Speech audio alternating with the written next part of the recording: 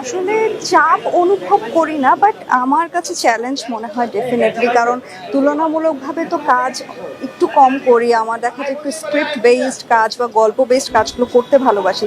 সেখান থেকে মনে হয় যে আমি সবসময় নতুন নতুন ক্যারেক্টারগুলো আমার দর্শকদেরকে উপহার দিতে চাই, যারা প্রত্যেকটা কাজে নিশাত প্রিয়মকে ডিফারেন্ট ওয়েতে দেখবে। দেখা গেছে আমার মানিহানি, মহানগর, মিশন হান্ডাউন, অদৃশ্য এবং ফ্যাকরা এত এত সিরিজ করেছি, প্রত্যেকটাতে আমার মনে হচ্ছে আমি খুব ইউনিক ইউনিক ক্যারেক্টার প্লে করেছি, কোনোটার সাথে কোনোটা মিল নেই।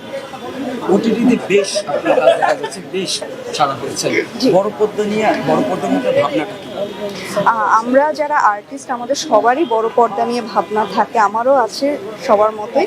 আমি এরকম কোনো স্ক্রিপ্টেরই অপেক্ষা করছি যে স্ক্রিপ্টটা পড়লে আমার মনে হবে যে আমি এই গল্পটা করতে চাই। শুধু কি স্ক্রিপ্ট, ডিরেক্টর বা সহশিল্পীদের নিয়ে আপনার আলাদা কি ভাবনা?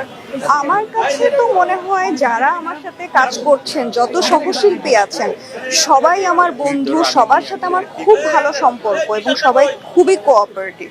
সো সেই জায়গা থেকে আমার ডিরেক্টর যিনি হবেন, যে গল্প লিখবে এবং সে চরিত্রের প্রয়োজনে আসলে যাকে আমার কোঅ্যাক্টর হিসেবে ঠিক করবেন, আমি তাদের সাথেই কাজ করব।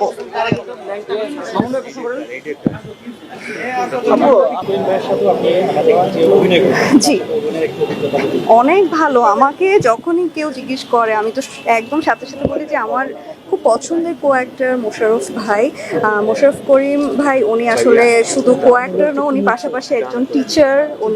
ওনার সাথে কাজ করলে অনেক কিছু শেখা যায়, জানা যায় এবং কাজের অভিজ্ঞতা অনেক ভালো হয়।